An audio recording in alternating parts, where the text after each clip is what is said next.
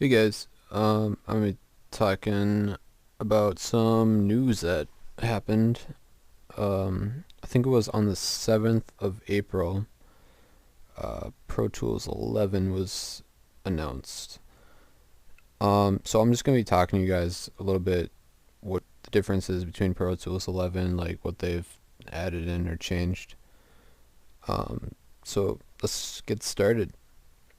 Um, so first thing is the 64-bit architecture.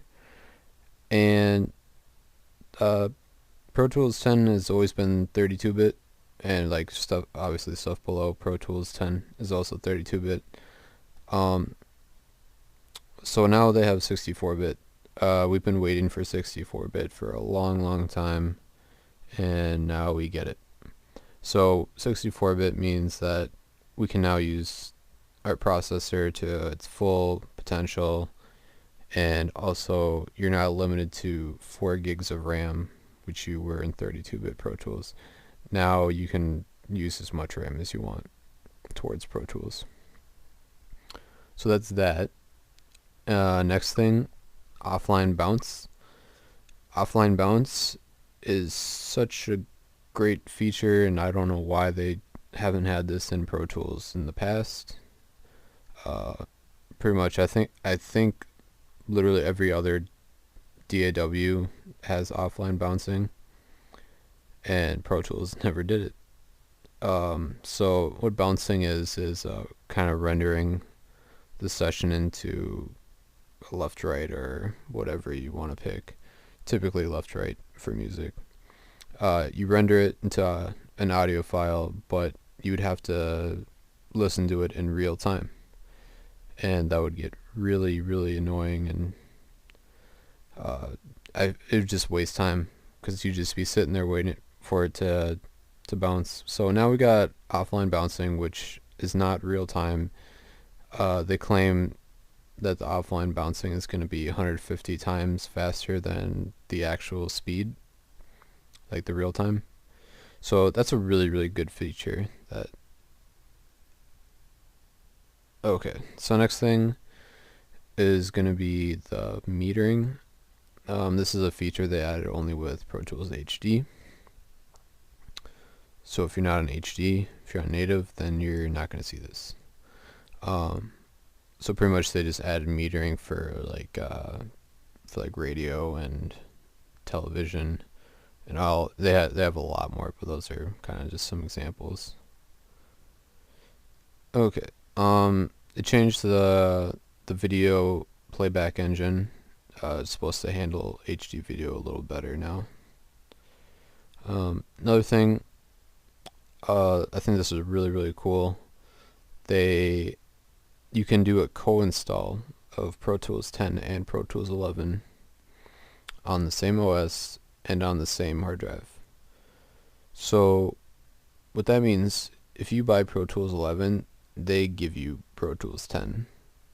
It's I think they call it like a joined key or something like that. So if you have 10, or if you have 11, you're always gonna have 10. So one reason, well, I think the main reason why they did this is because the transition between 32-bit and also the transition between RTAS and AAX plugins. So, so now, since Pro Tools 11 doesn't support RTAS plugins, you can go to 10. Maybe you got like a plugin or something that's only RTAS, and you use it all the time. So you can go back to 10, and you can do your thing. You can render it, and then you can go back to 11 and use the AAX plugins. RTAS is the reason they're going from RTAS to AAX is RTAS is super old, super inefficient, and 32-bit. It's a terrible format for a plugin. So now they're switching to AAX, which is 64-bit. Modern programming, and way more efficient because of the 64-bit and modern programming. So AX, a lot of people are against the transition, but it's a good thing in my opinion.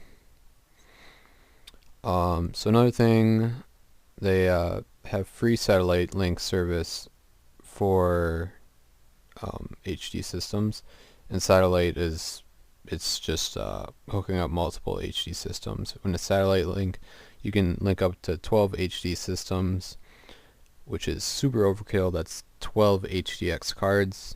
That's a lot of money and a lot of processing power, but you can do that now. They added support for Retina display. It's not a big of a deal to me.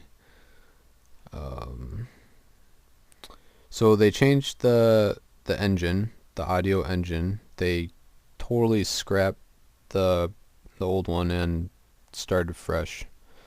The engine is way more efficient than before, and it's 64-bit, and I think it's a good thing because now it's a little more modernized in terms of programming. Another thing, I saw this in a video of them doing the demonstration of the Pro Tools 11 beta. They showed that now the engine is a little more smart in the way it allocates resources to plugins. So what that means is if there is no audio being played, that being like silence on an audio file or no audio file being played at that current time, it's gonna disable those plugins to free up more processing power, which I think is such a great thing. It's gonna improve the performance and the amount of plugins you can put on your session than it ever did before. So I think that's an amazing thing, and it's gonna help out.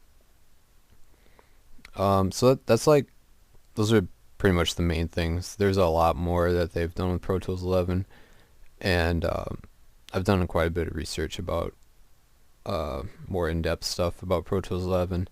So if you guys have any questions about Pro Tools 11, just let me know.